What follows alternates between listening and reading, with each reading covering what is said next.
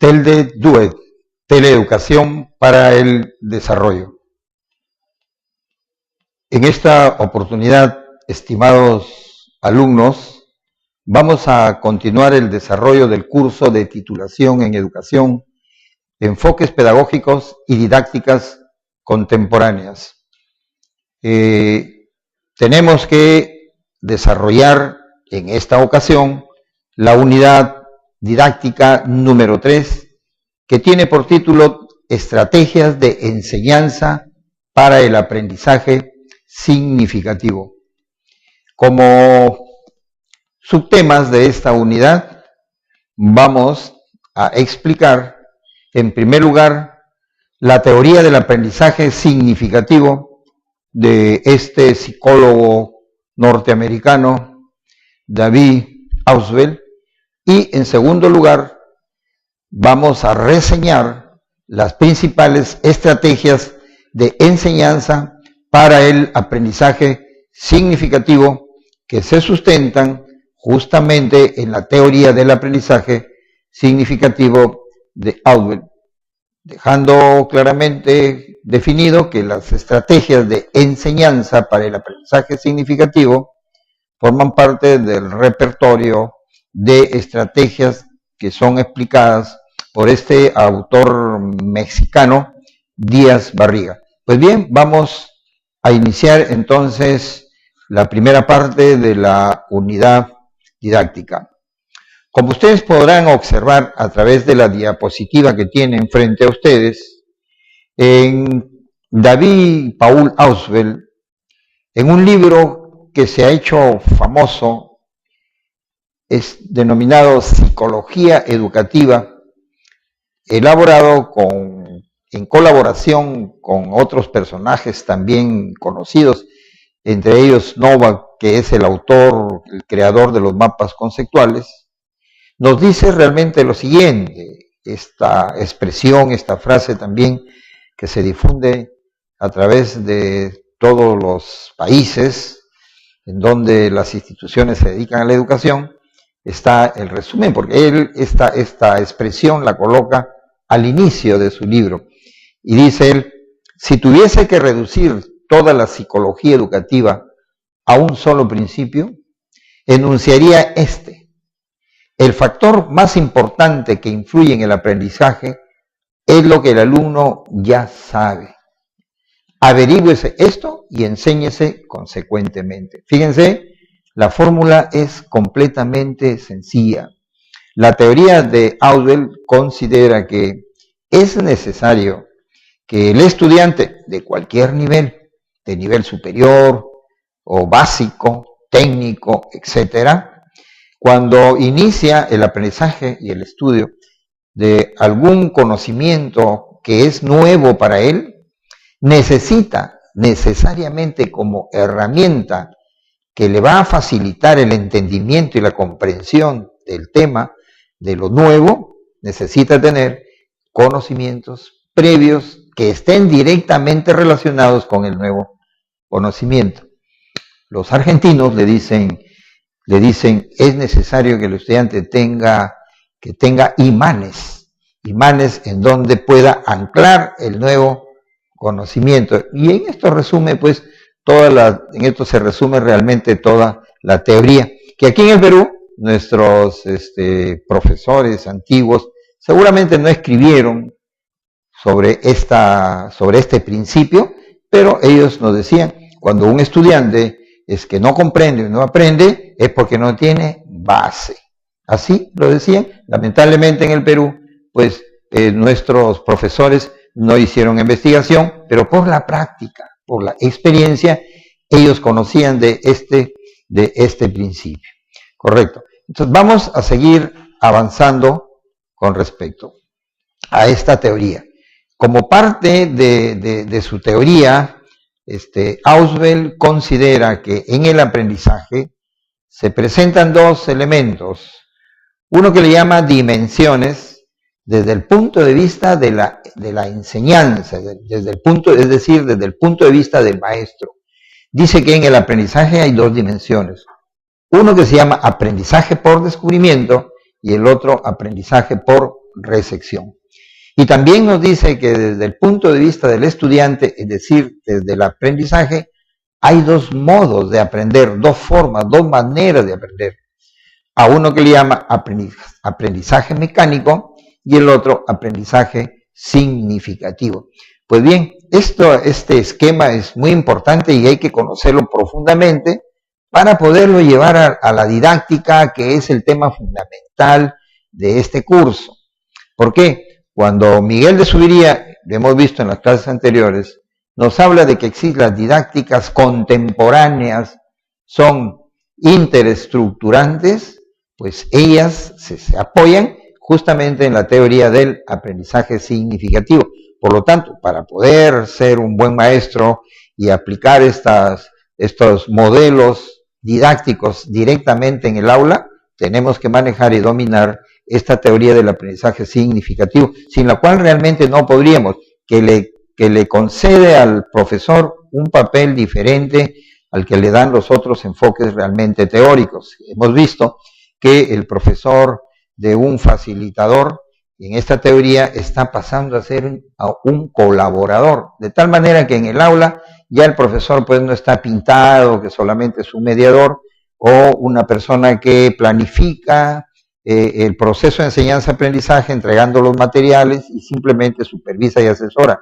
Pues no, de acuerdo a esta teoría, el docente interactúa también a través de sus conocimientos, es decir, hay una dialéctica entre la mente de los estudiantes con la mente del profesor. Este aspecto es muy importante, fíjense, porque todas las didácticas, después de haber experimentado mucho David Ausubel, caerían dentro de estas dimensiones. Es decir, cualquier forma de enseñar o se inclina hacia la categoría de aprendizaje por descubrimiento, es decir, cuando el docente prepara la información incompleta para que el alumno, en base a experiencias, descubre el principio, la ley, la teoría, el axioma, etc. Esto es aprendizaje por descubrimiento. O, de la otra forma, aprendizaje por recepción o por exposición, cuando el maestro expone de una manera magistral la clase y lleva toda la información ya preparada y lista para que el estudiante solamente la digiera mentalmente. Entonces, miren, fíjense, a simple vista podríamos pensar que el aprendizaje por descubrimiento es mejor que el aprendizaje por recepción. David Ausubel nos dice que no es así, que no es verdad, que de lo que se trata es que podemos utilizar nosotros cualquiera de las dos dimensiones, o por descubrimiento o por recepción, pero estas dos tienen que estar al modo de aprendizaje significativo, porque podría suceder que si yo planifico didácticamente una clase con contenidos para que sean descubiertos por los alumnos, pero hago que los aprendan mecánicamente, de memoria, etcétera, entonces no estaría logrando aprendizaje real, productivo, que le permita al alumno crecer y desarrollarse. La intención y el propósito que debe tener el profesor es que, utilizando la exposición o la otra forma, la otra dimensión, el aprendizaje por descubrimiento, los dos se orienten hacia el aprendizaje significativo. Hacia eso hay que tender, no al aprendizaje puramente mecánico, que se aprende sin sentido, sino orientando estos dos aspectos hacia el aprendizaje significativo, que es el aprendizaje que se ha comprendido, que el estudiante le ha encontrado sentido. Entonces, David Ausubel también nos define qué cosa es el aprendizaje significativo. Pues bien, sigamos avanzando. Para que exista aprendizaje significativo, esta glosa también ha sido obtenida de David Ausubel, y él nos dice lo siguiente. Dice, la nueva información, él maneja, los psicólogos manejan con este nombre información. Cuando se habla de información se está hablando de los contenidos, es decir, se está hablando de los saberes que pueden ser conceptuales, procedimentales o actitudinales, con el nombre de información. Cuando la nueva información que se va a aprender, dice, debe relacionarse de modo no arbitrario y sustancial con lo que el alumno ya sabe. Es decir, aprendizaje previo. Entonces, en esto consiste el aprendizaje significativo, cuando la nueva información se relaciona de manera sustancial y no arbitraria. ¿Qué quiere decir no arbitrario? Es decir, no a la fuerza, ¿cierto? No a la fuerza que es propio del aprendizaje sin sentido. Cuando a un estudiante, por ejemplo, en la educación básica, el profesor le pone una fórmula y sin comprenderla le exige y le pide que la aprenda y la repite, ¿qué está haciendo el profesor? Está forzando, está metiendo a la fuerza, tratando de que el alumno memorice una fórmula que no tiene sentido realmente. De eso no se trata. Se trata de que en este caso, este ejemplo, esa fórmula pueda ser realmente explicada, ¿sí? Que tenga sentido para el estudiante. Por lo tanto, tiene que relacionarse de modo no arbitrario, ¿correcto? Es decir, en una forma sustancial. ¿Con qué tiene que conectarse? Con lo que el alumno ya sabe, que es su aprendizaje previo, que es lo que el alumno ya ha aprendido, que le sirve de herramienta cuando va realmente a la clase. Esto pues es indudablemente fácil de comprender. Si a mí como profesor me invitan a una exposición de medicina y al mismo tiempo existe un estudiante de medicina, pues entre él y yo, pues él va con aprendizajes, ¿no? Con aprendizajes sobre medicina, y seguramente que la conferencia la va a poder entender con mucha más facilidad que la podría entender yo, que no tengo aprendizaje realmente sobre el tema de medicina que supuestamente estaríamos realmente tratando. Pero también hay algo importante, no se trata solamente de que exista el conocimiento previo y que la relación sea así, de esa manera sustancial. También hay otro requisito que es sumamente importante, que es la disposición de la persona que va a aprender. Fíjense, y eso es un caso realmente simple, cuando muchas veces nosotros tenemos un compromiso de estudiar y de preparar una tarea o un tema, y nos vamos y nos sentamos, y muchas veces desganados, pensando en otras situaciones que a veces nos agobian o nos atraen o nos distraen. Entonces no hay una predisposición, no hay una disposición, no hay una actitud. Para que exista ese aprender, tiene que darse esa condición. Entonces tiene que haber una situación motivacional. El alumno tiene que estar interesado realmente en aprender. Esto lo vemos nosotros en la vida diaria, cuando un buen estudiante se sienta y dice simplemente: vengo a la clase solamente por estar presente, porque la norma me exige que yo venga. Estoy sentado, pero no le presto interés al profesor. El profesor termina la clase y se va y no aprendió nada, pues no quiso aprender. Entonces, esta disposición tiene que darse, este estado de motivación, de que ahí tenemos que estar interesados.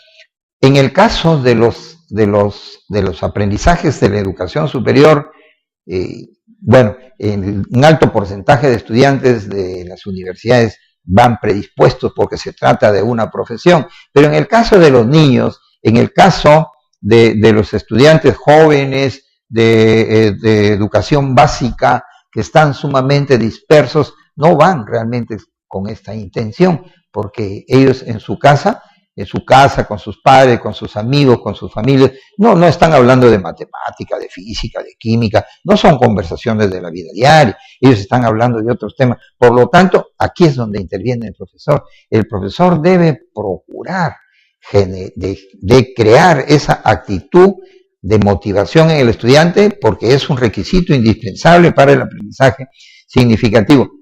De alguna forma, en un estado inicial de la clase tiene que haber una motivación. Al comienzo, una motivación forzada, externa, como se le llama, ¿cierto? Generada con algún ejemplo, algún interés, algún estímulo externo, pero lo importante es que el profesor procure que los alumnos tengan una motivación interna, es decir, que la materia que va a aprender entiende el estudiante que es importante para él, que le agrada, que le gusta, porque lo va a desarrollar. Entonces ahí las cosas se harían de una manera mucho más fácil. Entonces, fíjense, requisitos para que exista el aprendizaje significativo es que exista una relación entre los materiales, y es una relación de carácter lógica. David Alden trabaja mucho con la lógica, es decir, que los conceptos están organizados en clases y subclases, etcétera. Para esto, pues, para que ustedes puedan entender también el aprendizaje significativo, sería muy importante que revisen, que saquen de la biblioteca, seguramente donde tienen guardado su libro de lógica que se lleva en el curso de quinto año de secundaria. Esa lógica nos va a servir mucho para aprender esta teoría del aprendizaje significativo de David Ausubel. Pues bien, David Ausubel nos habla pues aquí de los tipos de significación. Entonces habrán dos tipos de significación: significado lógico del material y significado psicológico del alumno. El significado lógico del material, cuando hablamos de material no estamos hablando de papel, de equipos, estamos hablando de los contenidos, estamos hablando de la información. La información que el alumno aprende en la clase, que aprendo yo también realmente en mis clases, son teorías, son conceptos, son principios, son leyes, son axiomas. Eso es el material. Se le llama así material porque sirve de materia a la mente. La mente trabaja con material. Es un concepto muy antiguo que viene desde la época de los griegos, material. Las asignaturas se le llaman materiales, materias, porque se pensaban que eran los materiales con los que el cerebro, o sea, nuestra mente, trabaja. Entonces, este material, o sea, esta información, tiene que cumplir con estos requisitos. Tiene que haber una relación no arbitraria. ¿Con quién? Con el aprendizaje previo. No arbitraria, no forzosa, ¿cierto? Etcétera. Tiene que haber una relación importante entre esto, sustancial, no superficial. Y para eso se requiere que esté bien organizado. El material organizado básicamente utilizando principios de carácter lógico. Por ejemplo, podría poner, cuando ustedes ven un libro, ¿cierto? Y se van al índice, ¿qué cosa es un índice? Esa es una estructura de conocimientos que están ahí organizados, siguiendo criterios lógicos, claro, de lo simple a lo complejo, ¿cierto? De lo particular a lo general. Es decir, es el principio de la organización científica de los conocimientos. Por lo tanto, el docente, tiene que organizar su conocimiento, los materiales, y tiene que estar pensando en lo que el alumno tiene de conocimientos o de información en el cerebro, en ese archivo, que son las estructuras mentales, para que pueda existir esa relación. Entonces, el papel del profesor aquí es soldar, es un soldador. Yo voy a soldar lo que el estudiante tiene de información en la mente con la nueva información que va a trabajar en la clase. Mi trabajo es ese. A través de estrategias, de metodologías, voy logrando ese trabajo de enganchar el material nuevo con el material que el estudiante tiene. Pero también tiene que haber este aspecto que se llama el significado psicológico, que está dado pues por la disposición y la actitud. ¿Qué es una actitud? Es una tendencia que tenemos todas las personas hacia las cosas del entorno y hacia nosotros mismos también.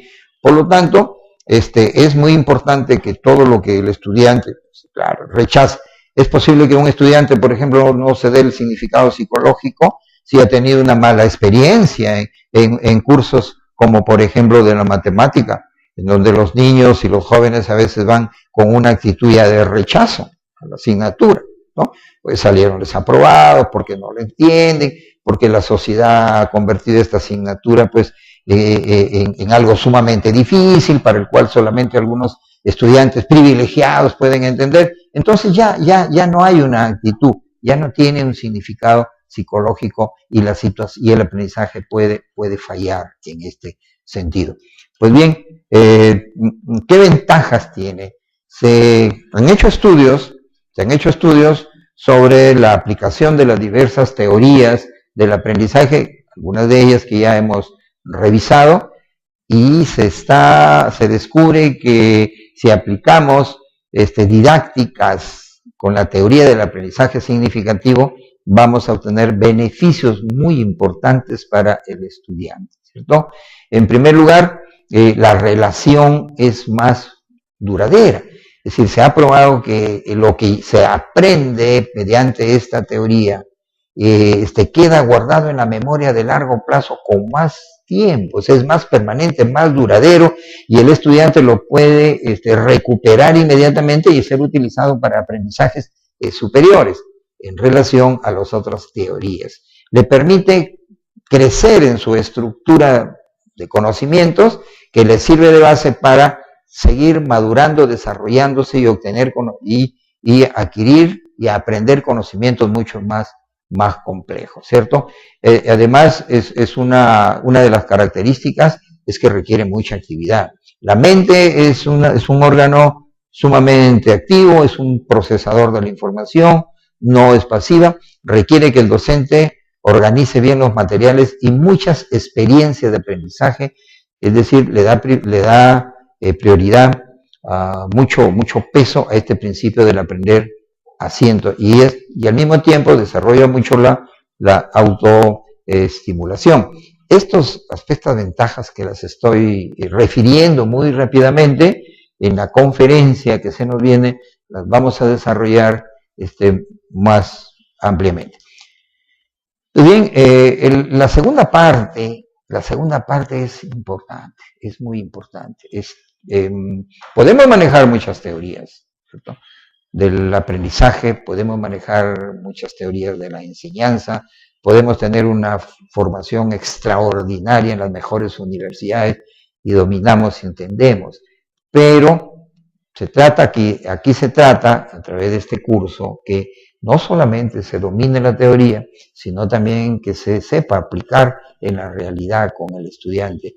Y en este aspecto las didácticas juegan un papel importante. Las didácticas es la herramienta de la pedagogía para hacer realidad realmente la teoría.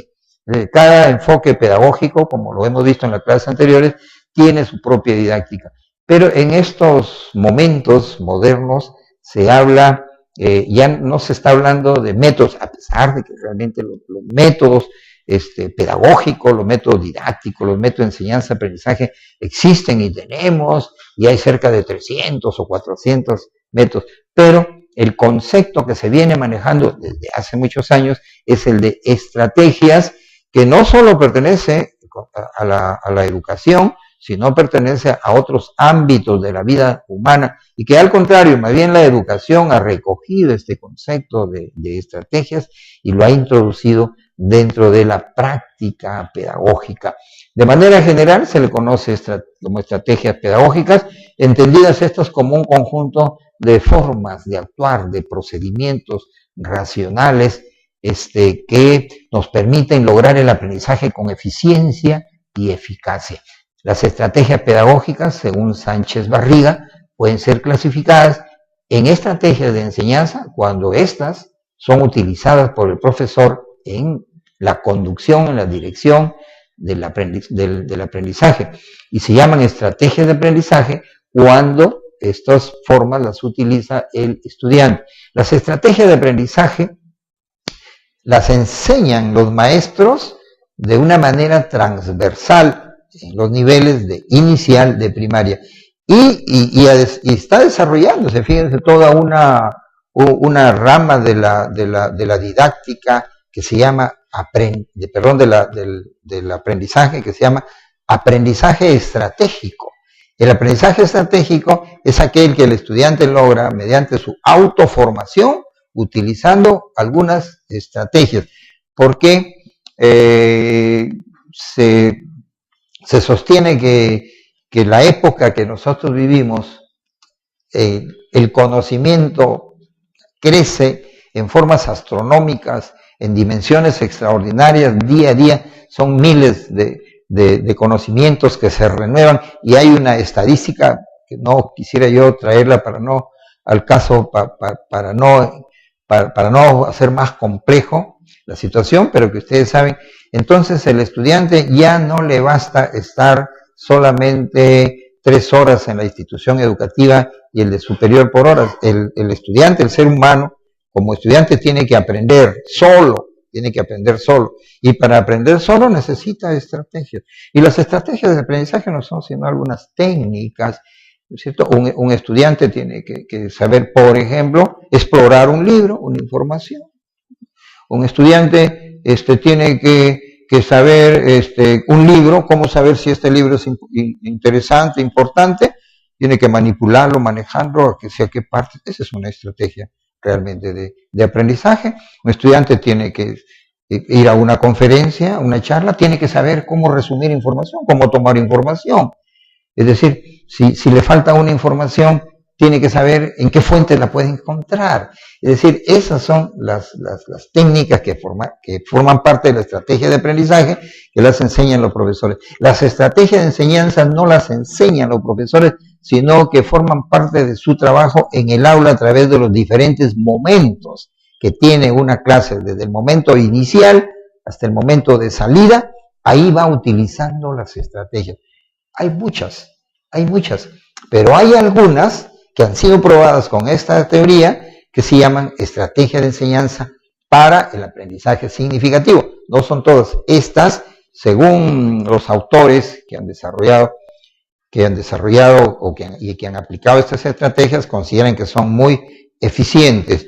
En este momento nosotros no las vamos a desarrollar todas, solamente vamos a hacer una síntesis de ellas, porque ya en la conferencia necesitamos por lo menos 4 horas para ir desarrollando, para desarrollarlas e ir dando ejemplos, definiéndolas y conversar y discutir sobre las ventajas que tiene cada una de ellas. Por el momento solamente las vamos a presentar a través de unos cuadros. En estos cuadros vamos a presentar dos, el que tienen al frente y el que va realmente a venir después. Estos cuadros están presentando dos criterios para clasificar las estrategias de enseñanza, ¿correcto? Este cuadro nos muestra la clasificación de las estrategias de enseñanza por el momento de uso, es decir, en qué momento de la clase debo usar yo este tipo de estrategia. Las clases tienen tres momentos clásicos, ¿no? Un momento inicial, introductorio, un segundo momento que se llama de proceso, que es el más largo, y el de salida. El de inicial, pues, la parte introductoria demorará en promedio unos 10 minutos, el más largo es el del proceso, donde se llevan a cabo los estudios básicos, y la salida, que es la verificación de los aprendizajes. Sin embargo, estos tres momentos tienen submomentos. Aquí no nos estamos refiriendo a los submomentos, ¿cierto? La generación del conflicto cognitivo, la recuperación de los aprendizajes previos, la extensión, la aplicación, etc. Aquí nos estamos refiriendo a los momentos, a los momentos grandes, el momento, el inicial, el de proceso y el de salida. ¿En qué momento usamos estas estrategias? Las estrategias que se utilizan en la fase inicial, autor las llama estrategias preinstruccionales. Las estrategias que son usadas durante el proceso las llama estrategias coinstruccionales. Y las estrategias que se utilizan al final de la sesión de aprendizaje, ¿no?, le llama estrategias postinstruccionales. Dentro de estas estrategias hay algunas que las puedo usar tanto en el primer momento, con carácter preinstruccional, coinstruccional y postinstruccional, pero hay unas que solamente pueden ser utilizadas en algún momento. ¿Cuáles son?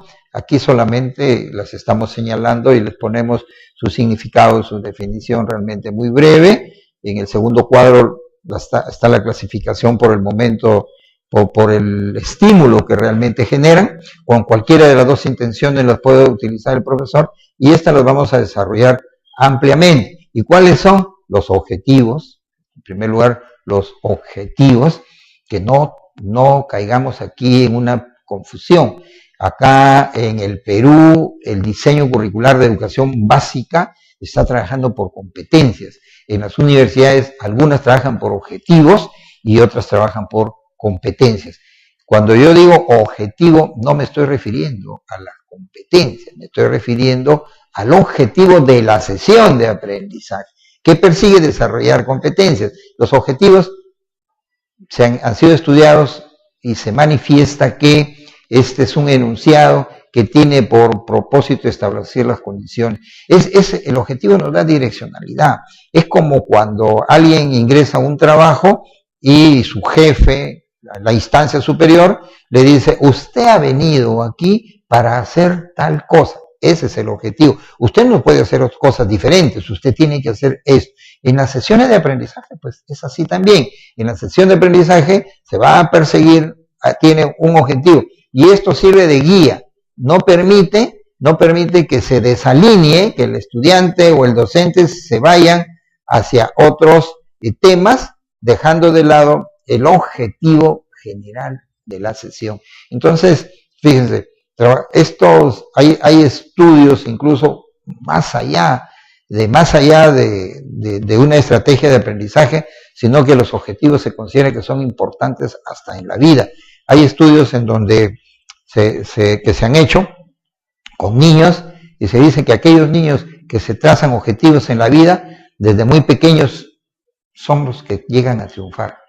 Cuando usted se encuentra con un niño y le hace una pregunta y le dice ¿qué quiere ser en la vida? Y el niño le dice quiero ser médico, quiero ser ingeniero, quiero ser zapatero, quiero ser policía, eso es bueno, porque ya está tratándose objetivos en la vida. Pero se encuentra con un joven, un niño, y le dice ¿qué cosa quieres en la vida? Ay, no sé, porque mi papá no me ha dicho todavía.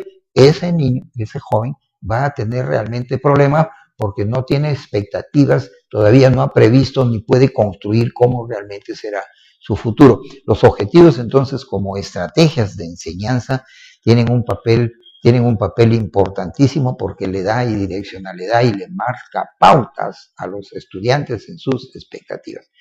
El resumen, que todos sabemos que es una síntesis, una abstracción de los temas desarrollados, es una estrategia postinstruccional, ¿no? Cuando algún docente en su clase termina la clase, necesita hacer una verificación o la puede hacer a través del estudiante o la hace el profesor. Como estas son de enseñanza, el docente al finalizar la clase sintetiza y permite que los estudiantes fijen en la mente lo básico, porque cuando se está trabajando un tema, mucha información no es muy relevante, y la información relevante a veces es poquísima, y el resto son adornos. Cuando uno lee pues un libro, subraya 3 o 4 conceptos que son claves o básicos. Cuando a uno le piden que elabore una tesis, en el astra le dice, ponga usted las palabras claves.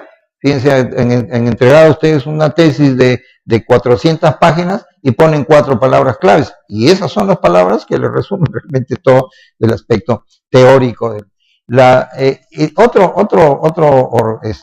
Otra estrategia, disculpen ustedes, es el organizador previo. Esto es nuevo.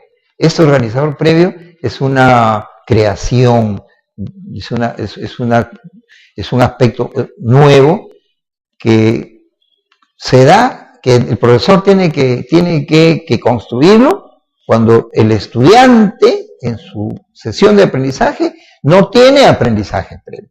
Pues la tarea es, si yo voy a aplicar la teoría y la teoría me dice que yo voy a trabajar con la teoría del aprendizaje significativo y la teoría me dice que el estudiante tiene que tener conocimientos requisito para poder captar el nuevo conocimiento, y si yo mediante preguntas, una prueba, encuentro que el alumno no tiene el conocimiento previo, ¿qué hago? Tengo que crear estos elementos, esta estrategia que se llama organizador previo, que no son sino subsunsores, o sea, son información de mucho más nivel de inclusión, por eso les digo, la lógica, que los conocimientos que van a ser realmente desarrollados, ¿no? Las ilustraciones que nos sirven para poder visualizar mucha información, que la manejan todas las asignaturas. Vamos a ver los diferentes tipos de ilustraciones y clasificaciones y para qué sirven, que son coinstruccionales, que se van presentando en el desarrollo de la clase. Las analogías, el uso de analogías, es toda una corriente, ¿cierto? Analogías que a veces nos permite, para aquellos aprendizajes que son muy abstractos, muy académicos, llevarlos a la práctica de tal manera que el estudiante pueda hacer una comparación de algo muy concreto, que es algo muy tangible, con algo realmente mucho más concreto. Son coinstruccionales.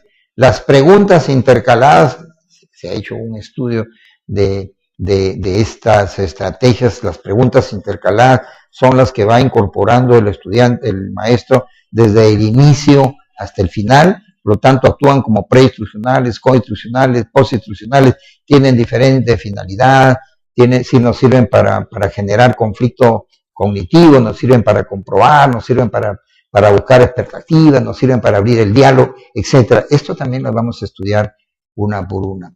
Las pistas tipográficas y discursivas, que equivalen a las palabras en negrita, los subrayados que se dan realmente en los libros, las palabras al márgenes, pero en la práctica también hay pistas tipográficas y discursivas en forma verbal, que son coinstruccionales.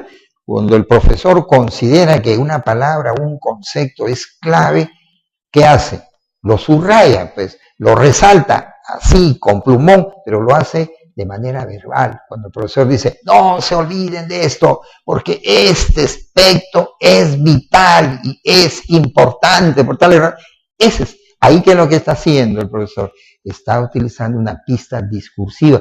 Les está diciendo, no te olvides, esto es importante, estúdialo bien, domínalo bien, ¿cierto? Porque ahí el profesor lo está subrayando. Cuando el profesor va a la pizarra y escribe una palabra enorme, grande, la dibuja, es porque le está dando énfasis, está utilizando esta estrategia de enseñanza. Los mapas conceptuales, que también los vamos a desarrollar, que tienen una estructura lógica, muchas veces mal manejados, porque creen que mapa conceptual es agarrar una estructura de conocimientos y ponerle en cualquier sitio, ponerle dibujos y flechas y rayas, y no es así. Los mapas conceptuales obedecen a técnicas que éstas se amparan en principios de carácter lógico, se llaman conceptuales. Los mapas conceptuales nos reproduce, nos dice Novak, la forma en que podrían estar relacionados nuestros conocimientos en la mente, formando redes.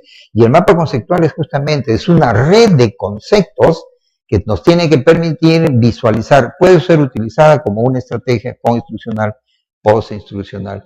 Y el uso de estructuras textuales, que básicamente son estrategias escritas, que las vamos a trabajar no en esta sesión de aprendizaje, sino en la siguiente, por la amplitud realmente que tiene. Y a continuación, estas mismas estrategias, pero desde otro punto de vista. Las estrategias de enseñanza que ustedes las tienen en la columna del lado izquierdo de su mano derecha, mirándole de frente, y en la columna de la izquierda está el proceso cognitivo elicitado. Elicitado quiere decir estimular. Es decir, cuando yo quiero, por ejemplo, activar los conocimientos previos de los estudiantes, cuando yo deseo orientar y mantener la atención, cuando yo deseo mejorar la organización interna de la información o potenciar el enlace entre los conocimientos tal y conforme está descrito ahí, voy utilizando las estrategias que están al costado. Para esto me sirven. O sea, no solamente se pueden utilizar en un momento determinado, como lo habíamos explicado anteriormente, sino también para estimular un determinado proceso cognitivo. O sea, los procesos realmente cognitivos, que son los que en este momento de la educación realmente nos interesa, promover el desarrollo de procesos cognitivos a través de las operaciones mentales. Pues bien, hasta aquí nosotros vamos a llegar a través de esta explicación, y no se olviden que también, como todas las semanas, hay un trabajo que en este curso le estamos llamando misión, que hay que cumplir como buenos estudiantes y como buenos soldados. Ahí están las fechas en la guía las que deben ser remitidas a mi correo, y yo pues darme el trabajo de leerlas para ponerle su nota. Pues bien, entonces hasta aquí hemos llegado y les doy las gracias. Díaz Barriga. Pues bien, vamos a iniciar entonces la primera parte de la unidad didáctica.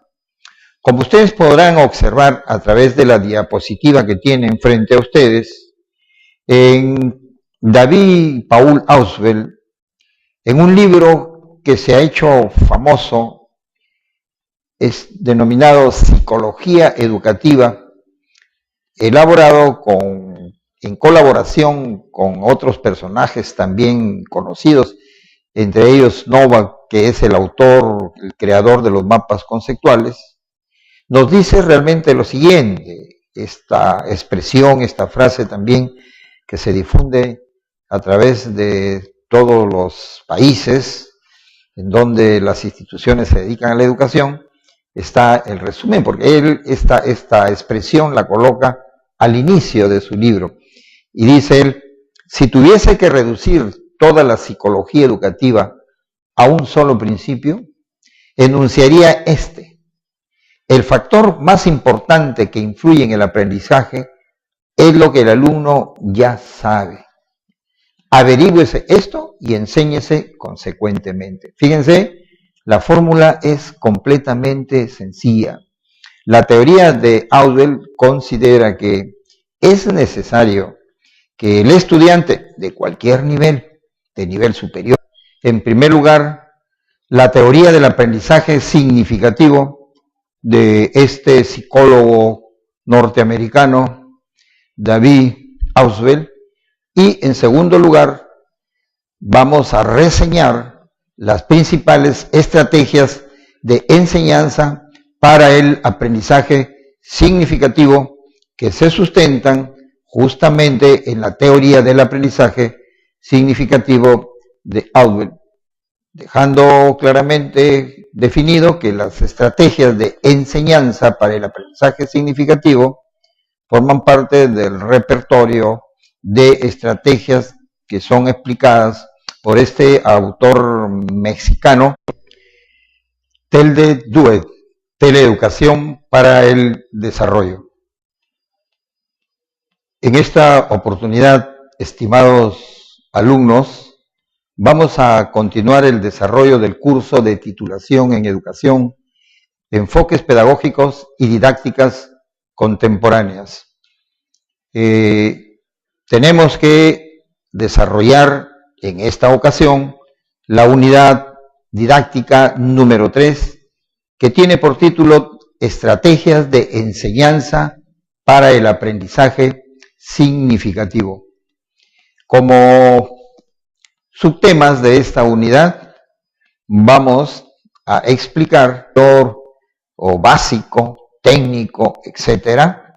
Cuando inicia el aprendizaje y el estudio de algún conocimiento que es nuevo para él, necesita necesariamente como herramienta que le va a facilitar el entendimiento y la comprensión del tema, de lo nuevo, necesita tener conocimientos previos que estén directamente relacionados con el nuevo conocimiento. Los argentinos le dicen, es necesario que el estudiante tenga imanes en donde pueda anclar el nuevo conocimiento. Y en esto resume, pues, en esto se resume realmente